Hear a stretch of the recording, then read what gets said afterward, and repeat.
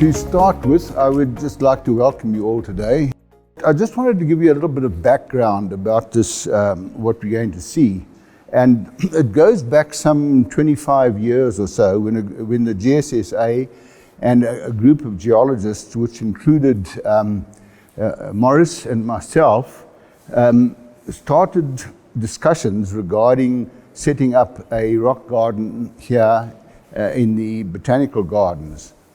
The main reason for the choice of this area here was that it's actually in the middle of one of the most important geological terrains on the planet. And the site and surrounds, and we're talking 10, 20, 30 kilometers, this general area, if you like, is a wonderful geoheritage destination. So it fits in with the Geoheritage Conference and forms part of that.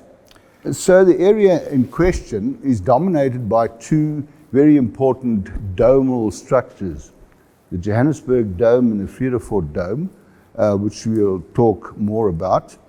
In addition to that, it includes the world's largest gold deposit and the largest deposits of platinum group elements, chromium, vanadium, and other elements.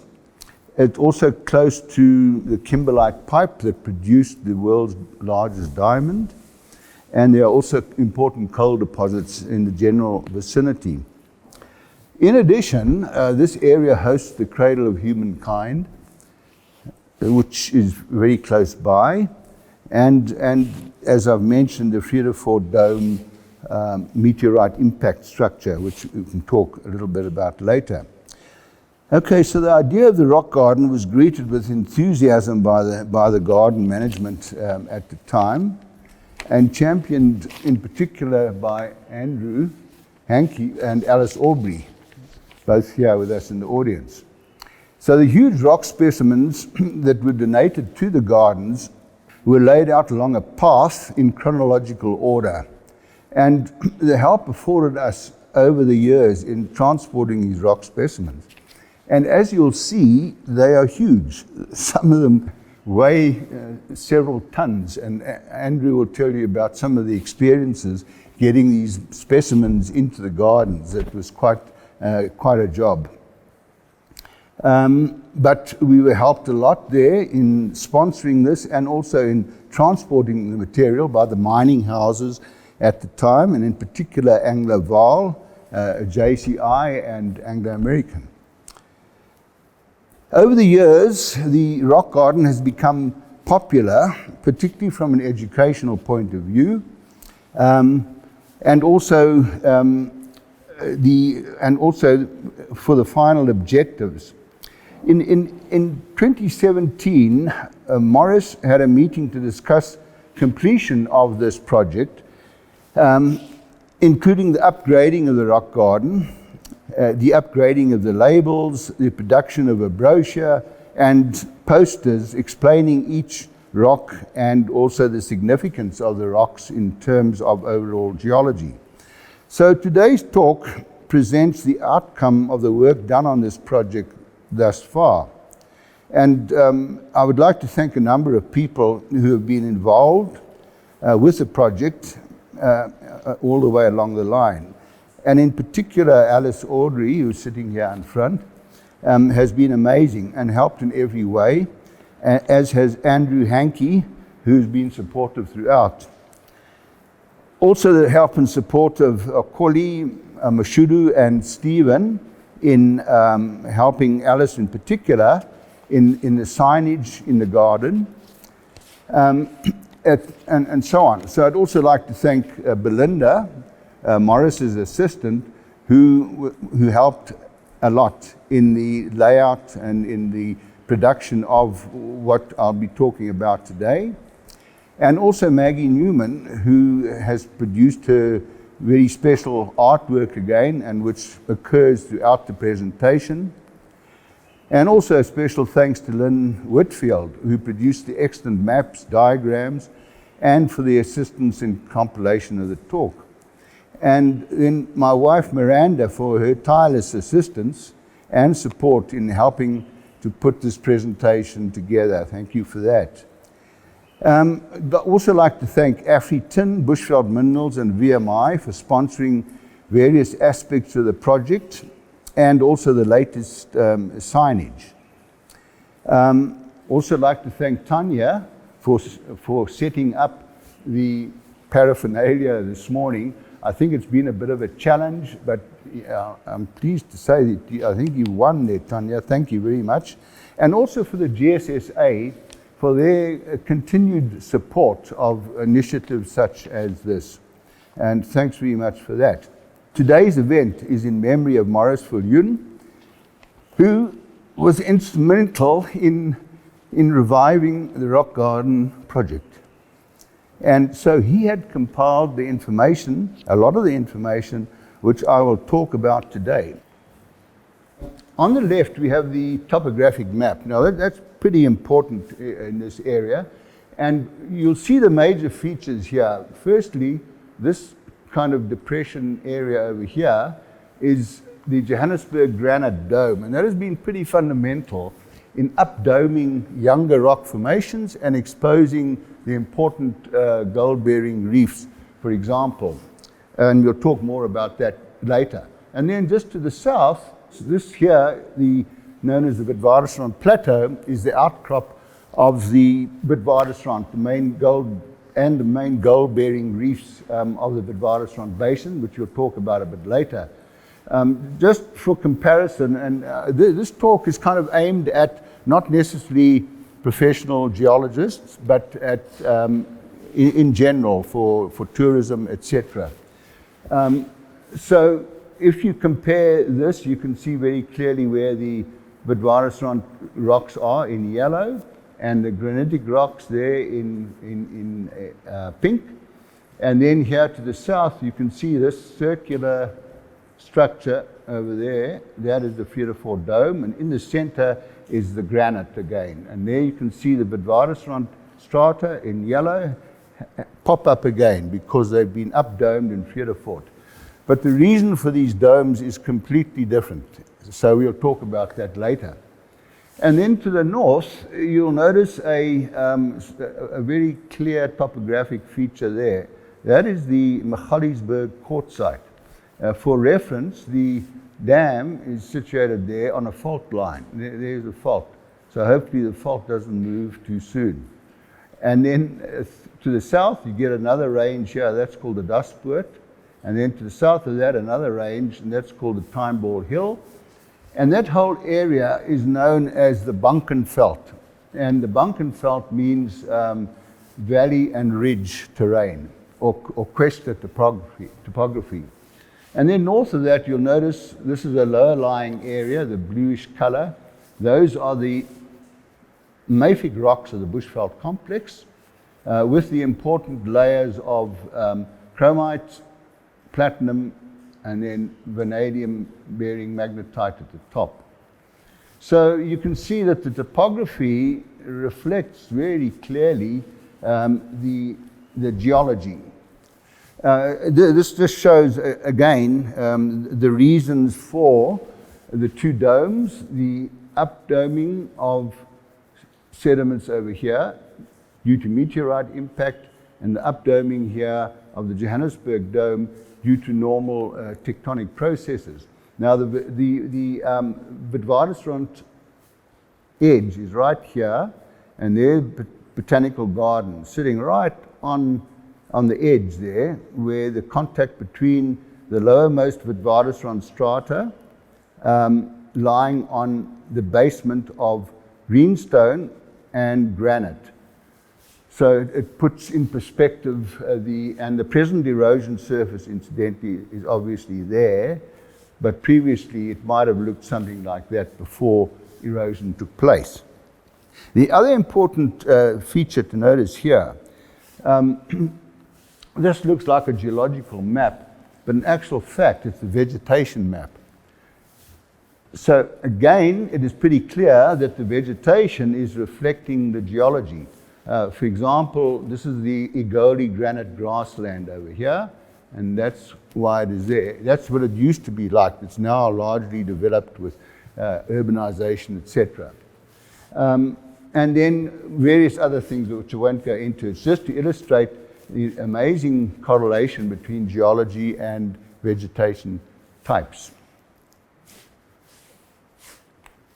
That just gives an example of the Linksfield Ridge, which is the same Orange Grove quartzite that you see above us over here, with the species growing on it compared to the species down below. Very distinctive, particularly the sugar bush and the protea on that very acid soil. And this just shows the situation with the updoming now. I've explained what that was about. Here you can see, again, the original situation, and then with the updoming, the tilting of the strata, and exposure of the gold-bearing reefs, and exposure of the Bushveld complex over here. So, and sagging due to the weight of the Bushveld complex. So very, very important, that structure in this whole area. So now, what the garden have done very successfully is collected, or had samples collected, which are numbered. Now, the numbers that you see here are the same that you will see in the garden. So number 1 is the granite. I think it's actually from the Vredefort dome, but it's a granite, very similar to the granites over here. And then number 2, 3, 4, and 5 are all greenstones, and you can see the greenstone belt over here. And in fact, we're sitting on ancient greenstone right here. And then samples of the Witwatersrand, which we'll look at, samples of the quartzite, and in particular the magnetic shale, which played a very important part in the tracing of the conglomerate reefs, which we can talk about a bit later. And then on to the Vredefort lavas, which actually entombed the Witwatersrand, covered everything. They occurred to the south of Johannesburg, dipping away again from the dome. After the Vredefort, the dolomites of the Transvaal group, and you can see clearly this bluish color here. And then onto the Bunkenveld with the Timeball Hill, Dustpoort, and Magaliesberg, and samples of these. And then onto the Bushveld with samples of the Bushveld, illustrating the platinum-bearing rocks and so on. So you can see a pretty nice comprehensive traverse, if you like, through the area. And then with a couple of outliers, the Pilanesberg over here, and then the Vredefort area over here. So that gives you an idea of what the rocks are in the garden. They follow that pattern, okay? And those numbers, as I say, correlate with the rock numbers. And this eventually will be put into a brochure to explain this.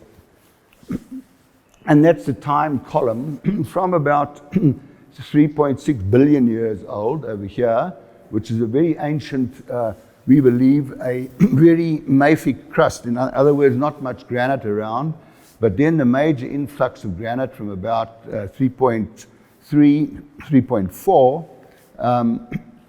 over here, and then the Witwatersrand and the Vredefort, and then up into the Bushveld. The Pilanesberg complex also comes into it at about that age, Bushveld age, which is just over 2 billion years, and then up into the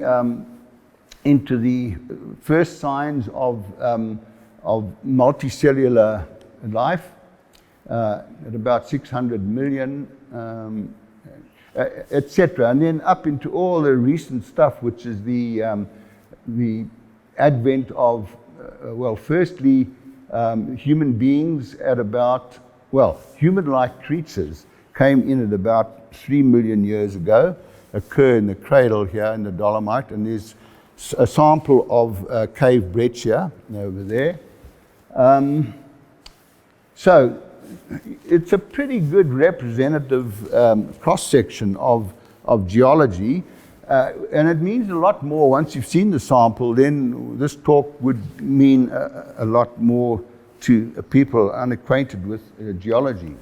So that's the layout of the garden then with the numbers. And you can see they go right the way through. We start over here, through here, wind our way through, and end up over here. So I'll just briefly go through quickly. So in the beginning, a very fiery start to this planet, the eruption of virtually total melts of the upper mantle took place, forming a very unstable crust. And the volcanics that poured out were very unusual as well. And these are called komatiites. And they occur, or they were described in the Komati River Valley, in the Barberton Belt, and hence the name. But the characteristic of them is that they're the hottest rocks ever to have extruded onto the Earth's surface. The temperature of that rock is about 1600 degrees centigrade. And it's called spinifex after a spiky Australian grass. Then on to, this is the outcrop of komatiite here in the property. I think that's sample number 2. And the important thing is that when you erupt lava into an ocean or an aqueous body, it tends to form peculiar features which look like sandbags, which are known as pillow structures. So, and those are some of the pillow structures that I'm talking about, occurring in these ancient belts of old crust called greenstone now. These are also from the Barberton area. Now, interlayered with these lavas, the pillow lavas and so on, are these sediments. The first real kind of sediments that formed. So in other words, you have here on the right pillow lavas, well developed, and then you have sheared komatiitic lavas over here, and in between you have this very dark band which is called a chert, and that band contains the oldest forms of life yet identified on the planet. They occur in these biomats, as they're called, and are being intensively investigated at the moment. So that's about 3.5 billion years old. These are the biomats. You can see the darker layers here being disturbed by sedimentation. You can see how they're disturbed by later sediment coming in, all part of a sequence of volcaniclastic rocks. You can see some dark bands through here and through here. Those are the biomats that are creating a lot of interest at the moment, and all sorts of research papers are being produced on these early forms of life in Barberton, both in the lower sequence of volcanics and also the upper sequence of sediments called the Moody sediments. And there are big drilling projects on the go, drilling specifically to look for primitive life. And the rover, Mars rover, the only real justification for the Mars rover is to find life on Mars, probably. And what they're looking for are these biomats at about 3.4 billion years old. When Mars, and the thing is being preserved there, and they're looking for signs of water, which you can find from things like ripple marks and so on, and where there are any organic material associated with that, there could be life similar to what we find in these old rocks in Barberton. So NASA has put a lot of effort into investigating rocks in these greenstone belts. Okay, the other kind of rock that you get there in these greenstone belts are these spherules, which are the result of meteorite impact.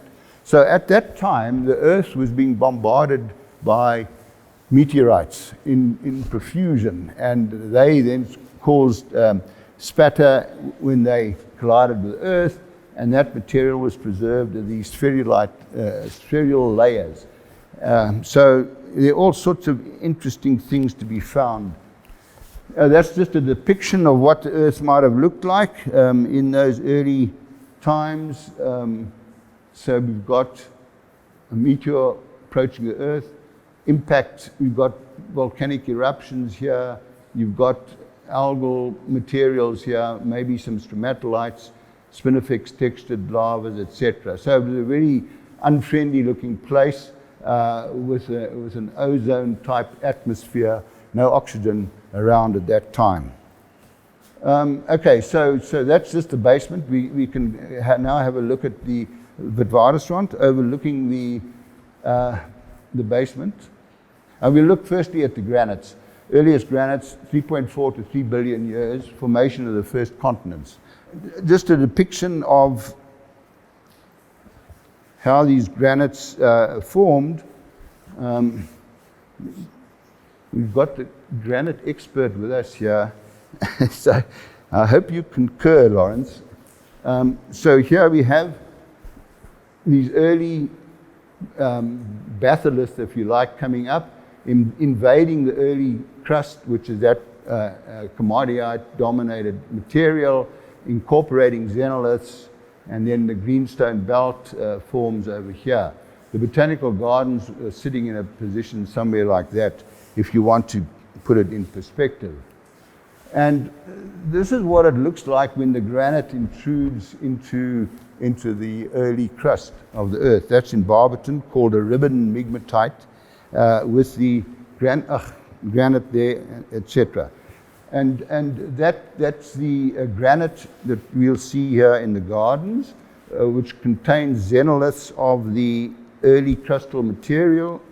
That just shows the granite intruding into the greenstones again, with two generations of granite giving different textures, different colors, but the black material still remains the original crust of the Earth caught up in these granites, being reworked. And reworking of those granites causes, the granites then are a product of the partial melting of those greenstone remnants.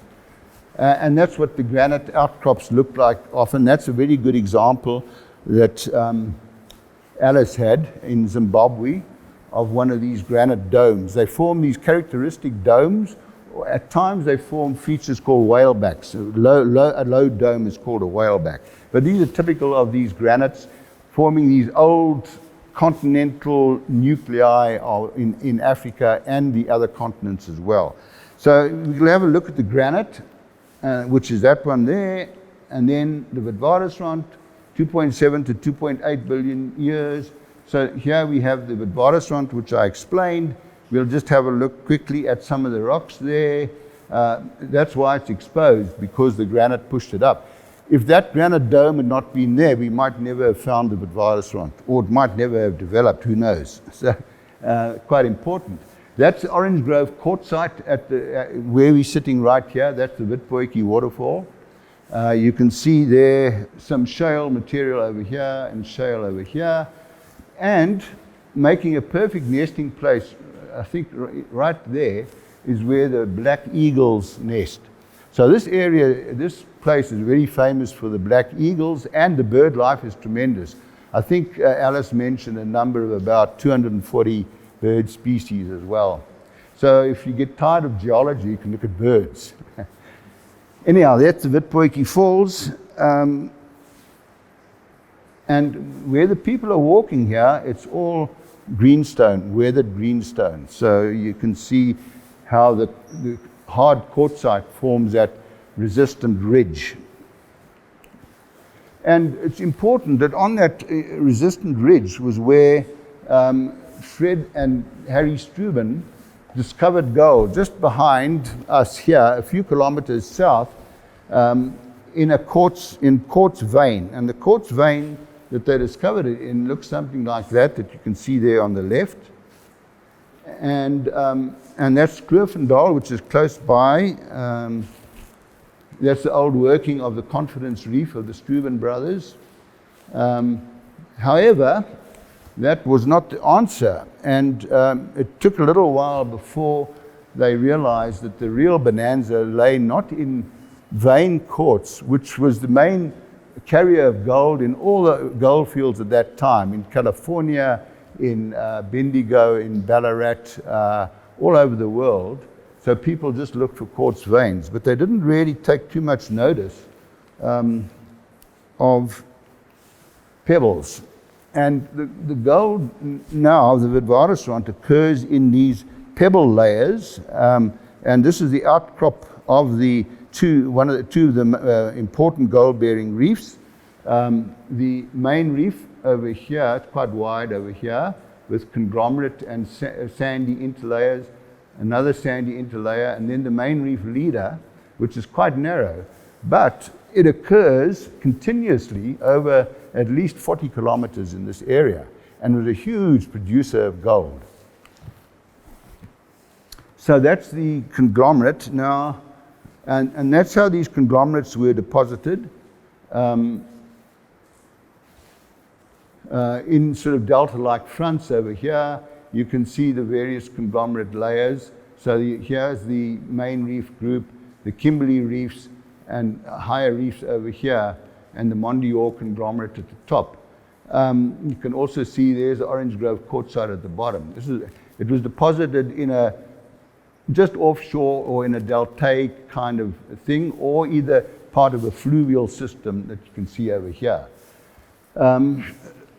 So that's what it looks like, the conglomerate, quartz, vein quartz pebbles mainly, but also these black smoky quartz pebbles. But importantly, in the matrix, quite a bit of that shiny stuff, which is pyrite and gold. So that's the stuff that's mined. And there's some very good examples in the garden of this conglomerate that you can see. And that's what a channel looks like. So that is part of reading the rocks to tell us how they were deposited. You can see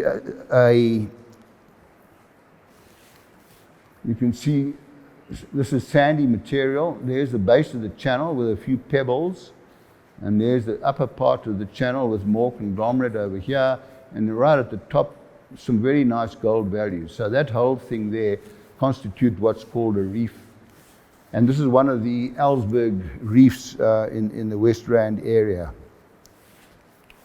And at times, the gold is associated with carbon like this. And that reef there is called a carbon leader, and was one of the richest reefs of gold in the entire Witwatersrand basin. That reef may be only a couple of centimeters wide, but they've sunk shafts down to 2 kilometers to chase just that. So it's extremely rich in gold. So the question is, what is the association of carbon and gold? And the answer lies in the fact that we believe that the carbon was produced by living organisms again, that lived in the environment of the Witwatersrand, and they deposited gold, which might have been in solution, coming into the basin, and attracted the gold, and uranium for that matter as well. So in other words, life was quite important in forming concentration of various minerals, and particularly this gold in the Witwatersrand. But that's a big story that's being investigated. That's just the idea of how things looked, showing the rivers, showing a channel, showing a more continuous reef over here, showing these kind of algal mats, which gave rise to the carbon leader reef, etc. So one can reconstruct more or less what it looked like. And then from early beginnings, the Witwatersrand gold field is now absolutely huge. So we're sitting just over here at the Botanical Gardens, and from here, the whole area expanded tremendously. One thing I didn't mention is that in the lower Witwatersrand, you get magnetic shales. Now we've got samples of magnetic shales in the gardens here, and that magnetic property was used to trace the magnetic shales under younger cover rock just to the west of us here, towards Randfontein, and then eventually under cover to form the Carltonville gold field over here, and then the Clarkstorp, and then the Free State. And so the whole thing kind of expanded from the central Rand area. Anyhow, we'll show you, you can see that hopefully if this rain stops. Okay, so then a fiery end to the Witwatersrand, and it was covered, the pebble layers were covered by outflowing lava, huge outpourings of lava over here, and you can see the pebble beds over here, some of the algal material over here, and this lava effectively sealed off the gold-bearing reefs forever until they were re-exposed by the tilting of the Johannesburg Dome. So that Vredefort lava was important in that it kind of entombed the Witwatersrand. Now there's a very good lava specimen on the walk as well. So you'll see gas cavities in it, etc. And we'll have a look at that. Okay, so this is a good example of the lava capping the Vredefort contact reef. And it's a good example of a fundamental principle in geology called uniformitarianism, which means the present is the key to the past. So if one sees pillow lavas forming off Hawaii, you can actually see them forming. These are pillow lavas here. And you can see how the pillows sunk in to this conglomerate here, which is called the Vredefort contact reef, for obvious reasons. There, and there's another pillar over there, and there's another pillar over there. So we know that there must be pillows because we can see pillows just like this forming today. So that principle is very, very important, and I think that's a good example of how it works. And there's the Vredefort lava in the gardens with, you can see the gas trails of gas cavities. Okay, then the next event, great ocean oxygenation event in the dolomites and the algal stromatolites. And these are some examples of the algal stromatolites, very well displayed in various parts of the dolomite formation. This is here is dolomite and cherty bands. These are algal domes of the stromatolites. I think those are actually in the garden. There's some beautiful examples in the garden which you can see of these stromatolites. And there's the normal dolomite over there. There's a chert band over there. And when you weather the surface, that's what they look like from the top, these little domes, called algal domes. So the present is the key to the past. What you're looking at here is Shark Bay in Western Australia, where they have living stromatolite colonies, and this is what they look like. So it's very interesting comparing these things to these very old ones over here.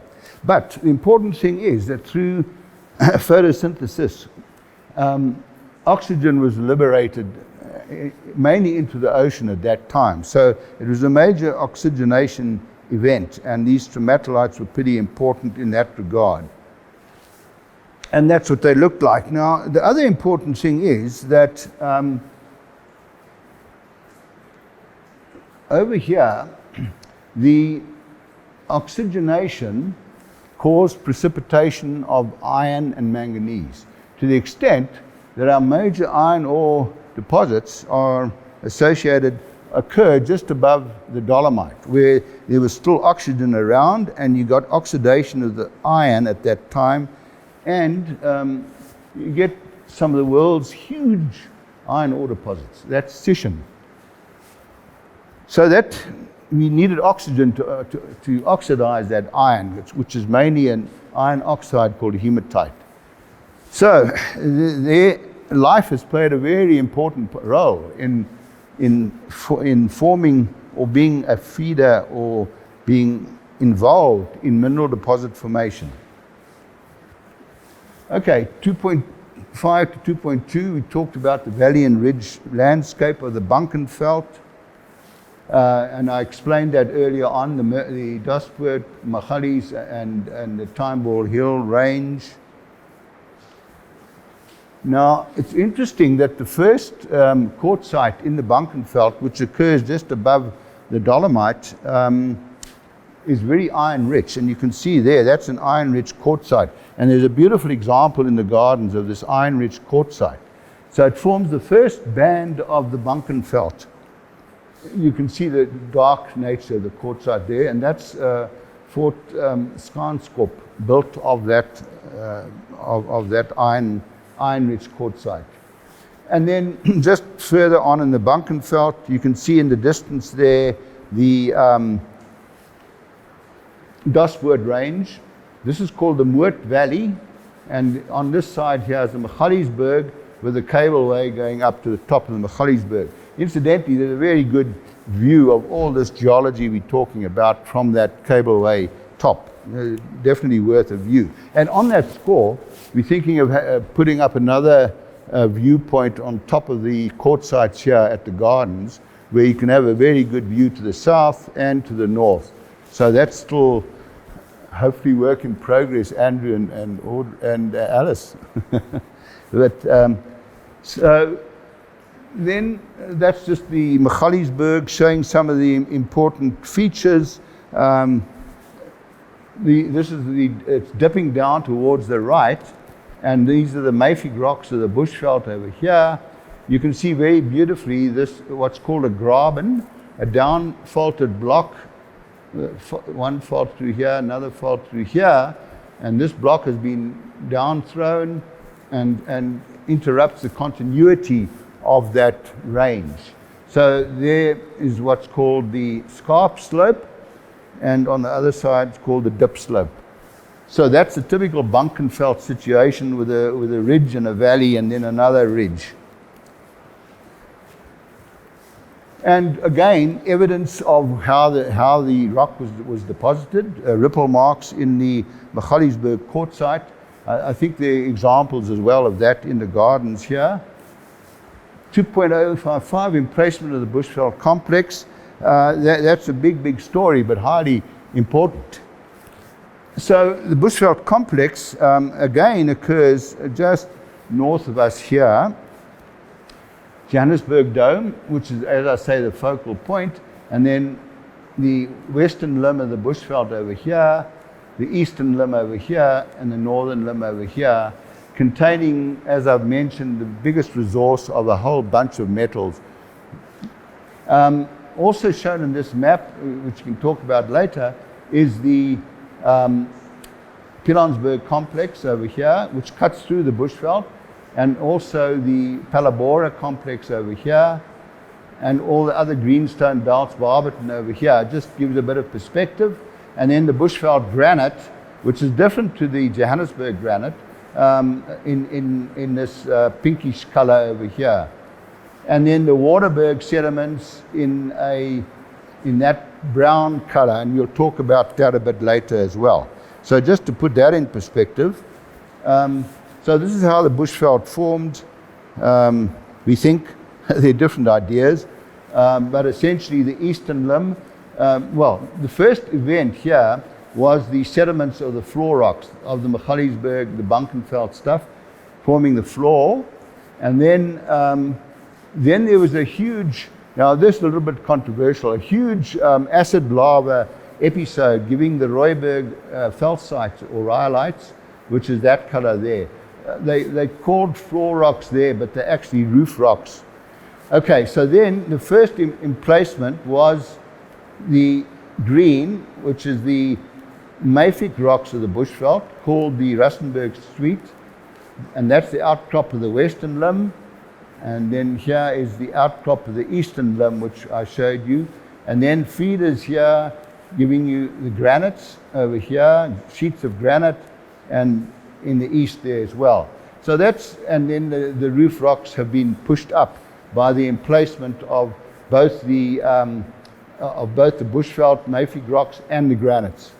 So that's a simplistic sort of model of the Bushveld. And the satellite imagery is particularly revealing about the Bushveld. Okay, so now we can see a whole lot of things. Firstly, to put you in perspective, there is the Johannesburg granite dome. You can see the white color of the pale coloured soil. Botanical garden is right here at the source of the Crocodile River. You can then see the Bunkenveld, Timeball Hill quartzite, and then the Daspoort quartzite, and then the Pilanesberg quartzite through here. And there's the Hartbeespoort Dam, right on that fault line that I showed you earlier. And then into this sequence of bluish rocks. Those are the mafic rocks of the Bushveld. Bushveld is also divided up into a number of zones, and the platinum and chrome reefs occur near the base, and then towards the top you get vanadium concentration in magnetite. You can actually see the darker tone there. That's the upper zone of the Bushveld complex, and then into the granites of the complex, with the Pilanesberg cutting right the way through over there.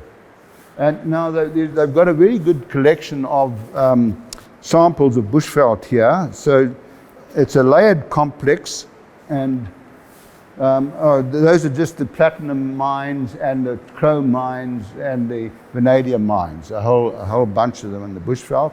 I won't go into detail.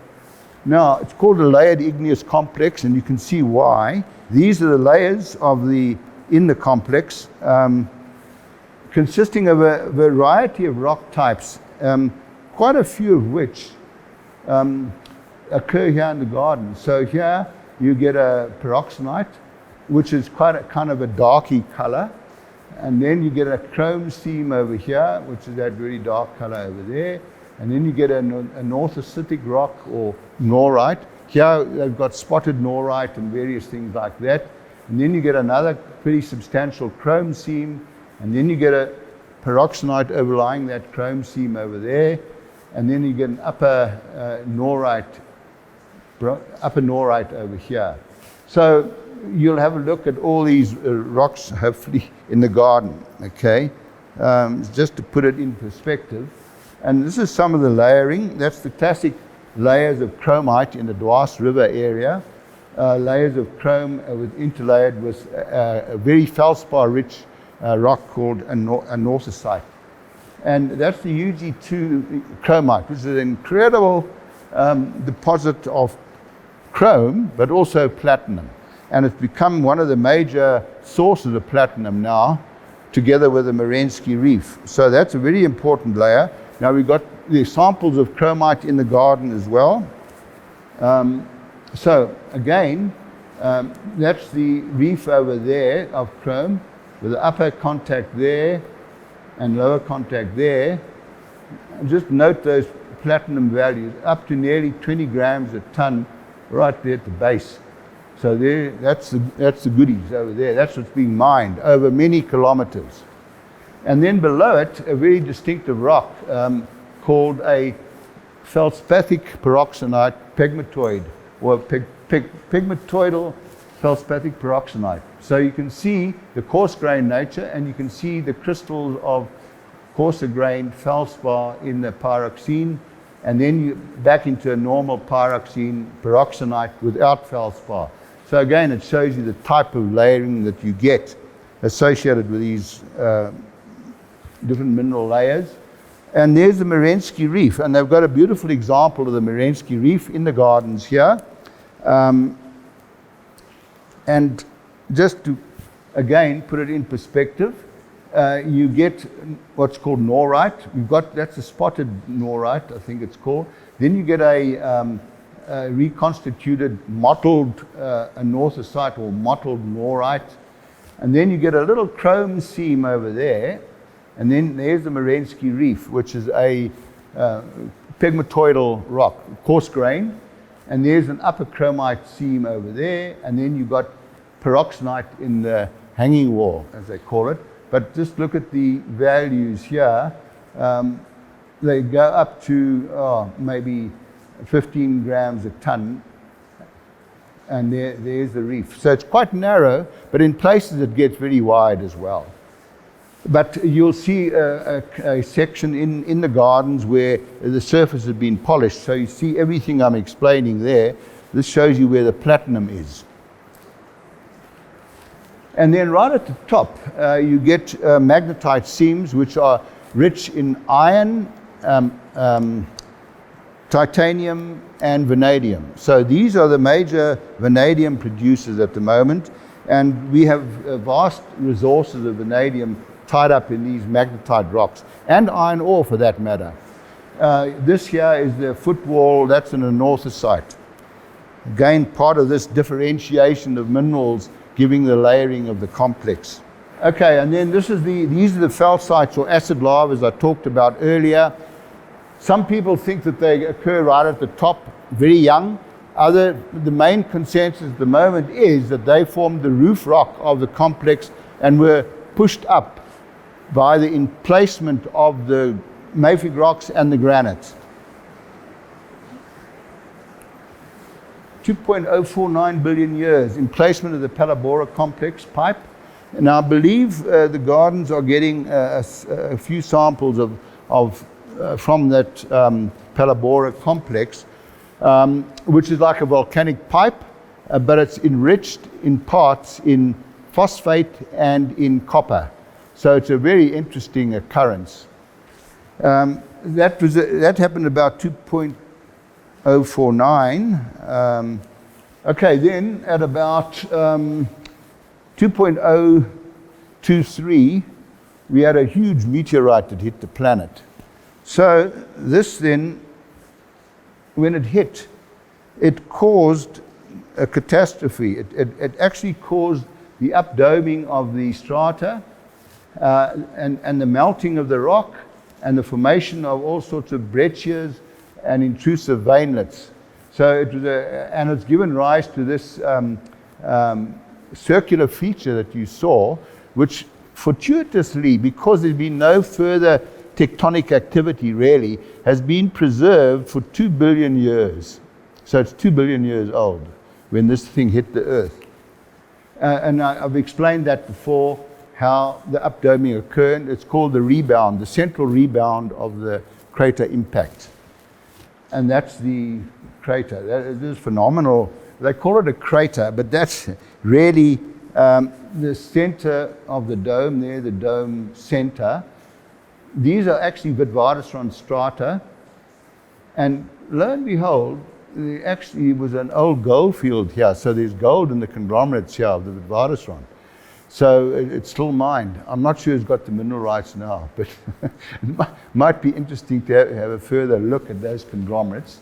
And then these are the outer rim rocks, Ventersdorp lava, and then the dolomites further out. So it's a beautiful story of how you've updomed those sediments due to this impact.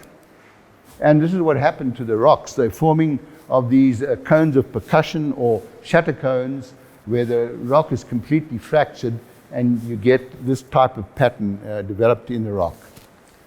The next thing we'll look at briefly is the waterberg, which is this over here, and this large area over here, which is a real oxidation event. Okay, so these are called red beds. And this is the western flank of the Waterberg Plateau.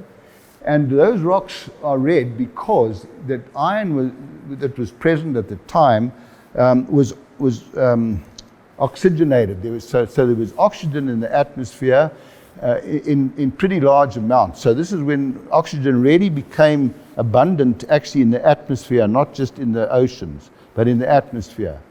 And it caused these so-called red beds. And they're about 1.8 billion years old. Quite a major oxygenation event. And then, those are some of the red beds that you see in that cutting with some secondary alteration, lighter colors. And you don't need much imagination to know that that is part of the Waterberg red beds here in the garden. So that's where it comes from, and it's a result of an oxygenation event. 1.2, eruption of the Pilanesberg volcano. Okay, so I've explained briefly the Pilanesberg. It forms an amazing topographic feature over there, now a game park. Magaliesberg down over here for reference, and that's the Pilanesberg cutting through the Bushveld. It's actually a volcanic pipe. And this is what it looked like to start with. A major volcano of an unusual composition. Now, the closest analogy is a volcano called Gondwana in Tanzania. Imagine that volcano being eroded down. So what we're looking at in the Pilanesberg is this root zone of a volcano that looks something like that, producing some very unusual lava, very rich in sodium, potassium, and a bunch of other stuff, minerals, including fluorine and the mineral fluorite. And they've got a very nice sample of fluorite here from the Pilanesberg in the gardens as well. So that's the root of this volcano. And what you'll notice are these very clear circular hills. There they are, over there, through here, around there, through here, and then a core area somewhere here.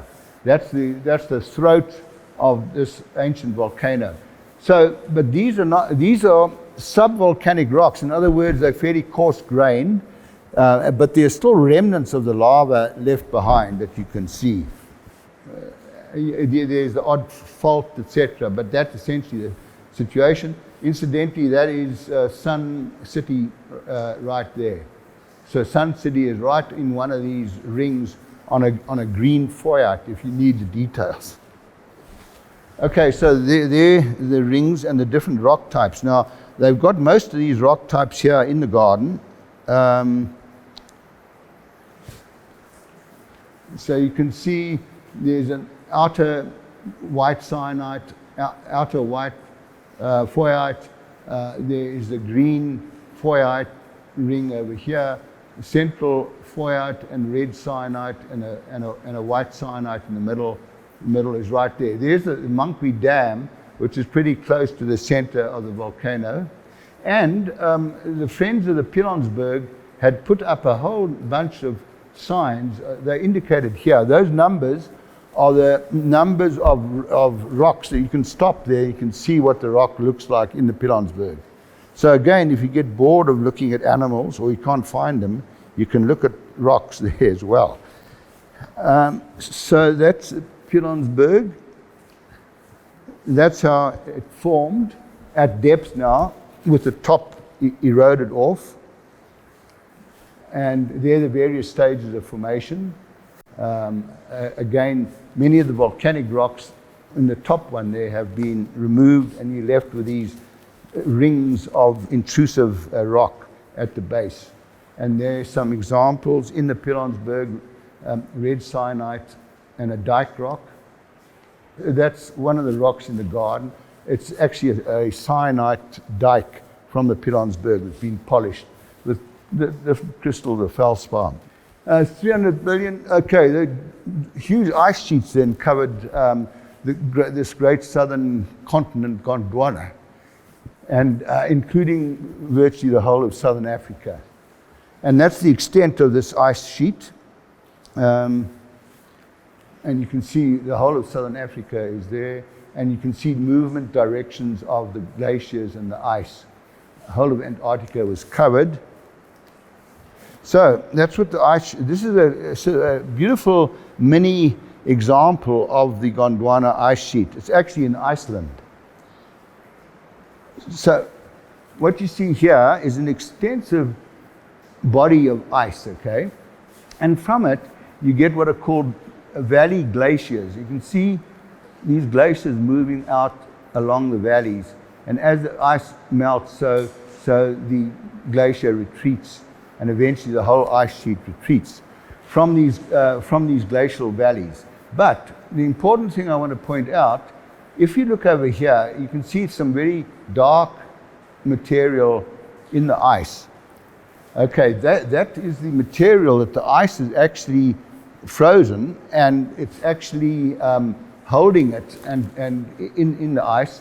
When the ice melts, can you see what happened? You see that glacier there, you see that black platform. That's called glacial debris or tillite.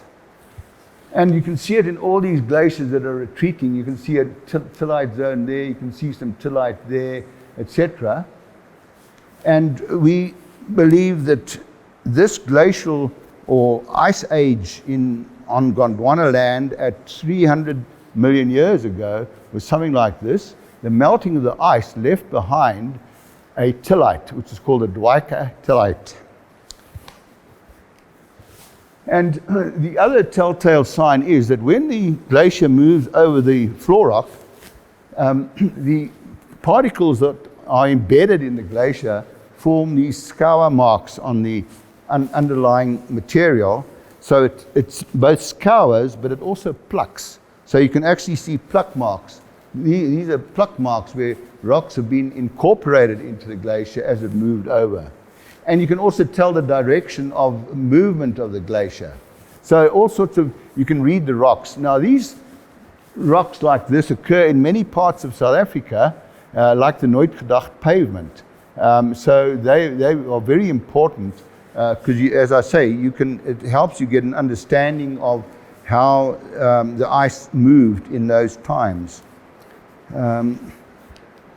And this is the tillite here in the gardens, which again, what you see are fragments of variable size caught up in this grey matrix material over here. That's a typical tillite. I think that's from Natal somewhere. Okay, huge forest flourished after the melting of the ice sheet. And that's exactly what happened. You can see all the evidence here of the ice. Here is a glacial tillite or moraine over here. Here you can see the striations in the bedrock that you saw earlier. And here you can see the growth of this forest. And the vegetation there was called Glossopteris. And it's that vegetation, when it rotted, particularly in swampy areas, that gave rise to our coal deposits. And these are where coal didn't form for various reasons. You got preservation of the leaves of this Glossopteris, and they're beautifully preserved in many areas. And this is just an example of that. I think that's from the work of Rose Prevec at Rhodes. There are just some examples of Glossopteris. And then, of course, coal seam. And that's the product of this vegetation with a huge open cast coal mine. 280 to 200 million, the rise of the amphibians, reptiles, and mammal-like reptiles. They occur in the, I should have mentioned earlier, in the Beaufort series of the Karoo. Now, I won't go back now, but the map showed the distribution of the Dwika tillite. And above the Dwika tillite is the Eka, which contains the coal, and above that is the Beaufort, which contains the mammal-like reptile fossils. So this is the typical Beaufort type of scene where you get channels of white here, which is sandstone, and then you get clay or muddy material in between, and you get preservation often in these channels of animals. And these are just some examples of amphibian fossils from the Beaufort. A pictorial thing of the animals that lived at that particular time over there. From that is done for the Oppenheimer family, actually. And then the age of the dinosaurs. Towards the top, dinosaurs started coming in, and so did mammals. True mammals, not mammal-like, mammals. And that's an example of one of these little creatures, mammal-like reptile. And that's an early dinosaur over there, and at the base there as well. And here's the first mammal that appeared. This little creature over here, can't read the name, but it's a little shrew-like animal. Okay, and then as the climate changed from glacier to rivers to forests to whatever, eventually it became drier and it turned into a desert. So, and that's manifested here in a formation which is found in the Golden Gate and other areas called the cave sandstone. And you can see why it's called the cave sandstone, because of the weathering. So this is more or less the end of all the animal life that occurred. And it was terminated by a major volcanic episode at about 1.883 million years. And this gave rise to, this sort of entombed, if you like, the whole of the Karoo, and gave rise to the Drakensberg range. The top of the Drakensberg are all part of this volcanic episode. And that all the top there are the volcanic rocks, lava flows essentially, and then down here you see the white cliffs. Those are still the white cliffs of the Clarence, and signify that there was a desert then. Things had turned to desert by that time. And the Tugela waterfall falling over the edge of these basalt flows in the Drakensberg. And then the Karoo dolerites, which occur at a late stage intrusions. But the interesting thing here is, this is how they weather. That's a typical scene from the Valley of Desolation in Graaff-Reinet. That's what you get from the weathering of a Karoo dolerite. But what happens, and this you see beautifully in the Kruger Park, you can see dolerite dike material intruded into previous material, and that signifies that things were moving apart. And it actually is the first clue to the opening up of Gondwana land. So that's when the continent started drifting. At the time of this volcanic episode and the intrusion of the magma into spaces formed when splitting took place. And you can see that beautifully over here. Okay, so kimberlites are very important, and there's an example here in the garden as well. They came in at various ages. Some of the oldest kimberlites were the Cullinan pipe. That's over 1 billion years old, whereas some of the later ones are about 20 million, etc. But so the diamonds were brought up in that kimberlite magma, and as it exploded, it scattered diamonds, if you were lucky, and sometimes they're still preserved, but other times they're not. So the diamonds were plentiful, scattered both by the eruption and still within the kimberlite pipe.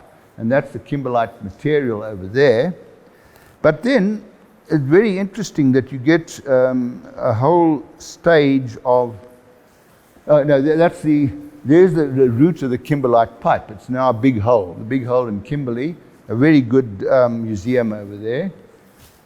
But what I want to show you here is the erosion. All the payable kimberlites or diamond-bearing kimberlites are shown in purple over here. And alluvial kimberlites in the rivers are shown in red. So you can see that the rivers draining this very fertile area carried diamonds. And so diamond mining became big game right along the Vaal Orange River system. Eventually the Orange River over here, all the red dots are workings. And then if you look at those red dots, that's not the Orange River, there's the Orange River there. So the Orange River in previous times actually flowed through here, and out of the sea somewhere here. But then there was a river capture, and it eventually flowed into the river again over there. So the diamonds picked up again in that part of the river. And then eventually they hit the shore, and you got diamonds along the shore over here, but you also get marine diamonds well into the sea. So all these diamonds from those fertile kimberlite pipes are trapped by alluvial processes and wave action, etc., and mined separately. And that's one of the mines on the Orange River at Octa, alluvial diamonds. And there's one of these storm beach terraces with many of the minerals that go with the diamonds, such as agates and so on, to be found in those storm beaches. And of course, diamonds as well.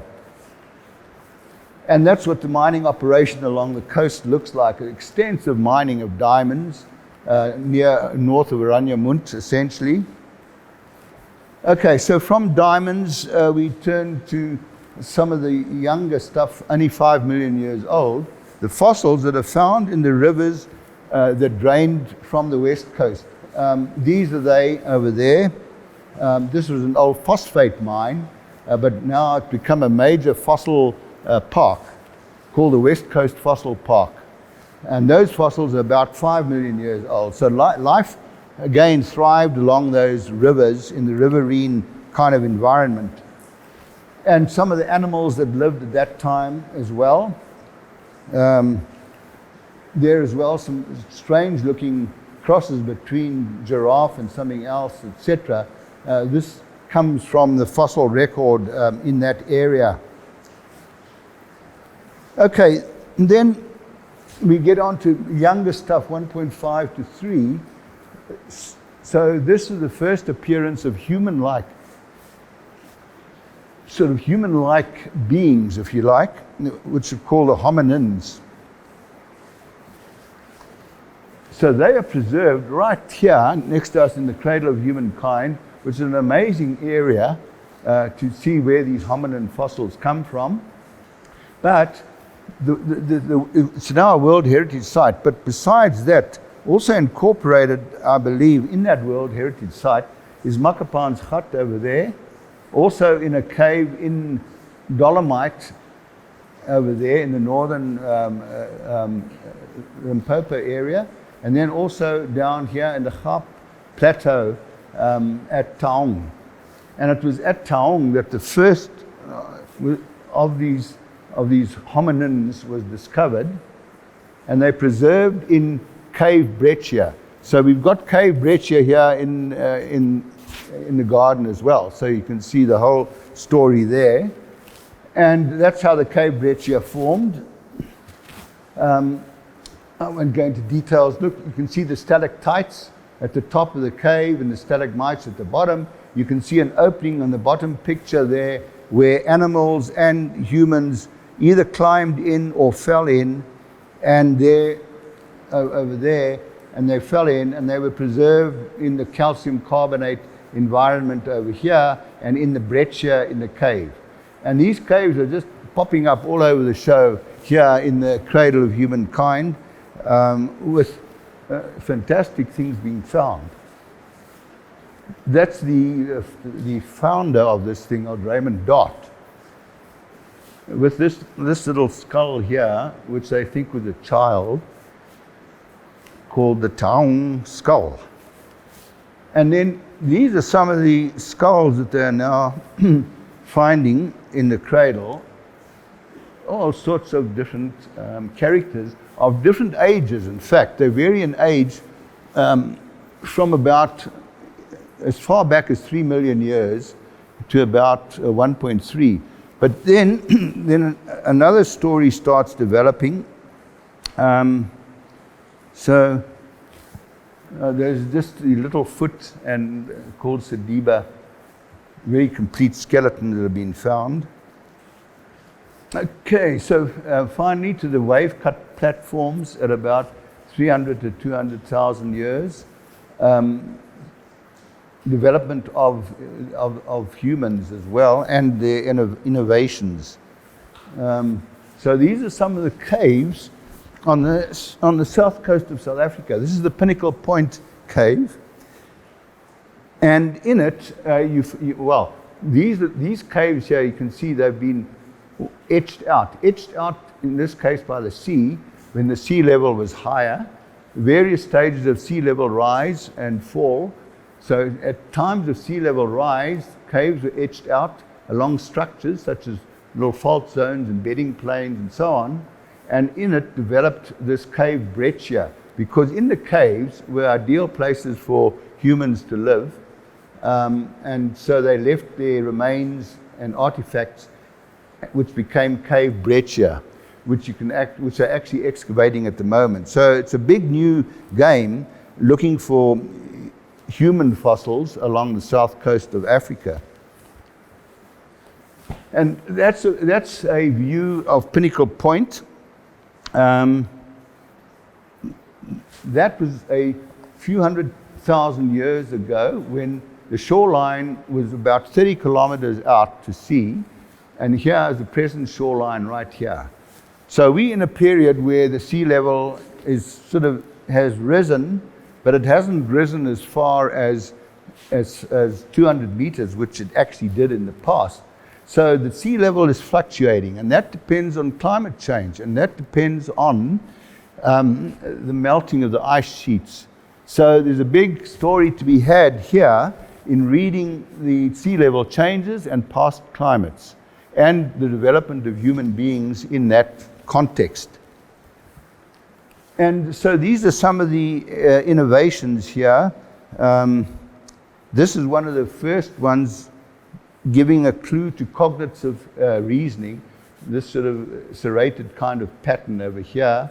And then this famous seal scapula was discovered by Thomas Bain, in fact. And they think it's a whale and a shark and a seal painted onto the scapula. And then more recently, the Khoisan people, very innovative, because what they've done, and you might have seen them, they built what are called fish traps. So you can see that wall over there, built of stone. At high tide, the sea comes over, bringing fish. Okay, so the fish are ponded over there. But as the tide goes out, it filters through the rock, and it leaves the fish stranded in the pond. So those are called the fish traps of the Khoisan. So that's about, and then after the Khoisan, well, I guess it's modern history, so we know what happened in modern history. So that's the story of life on Earth.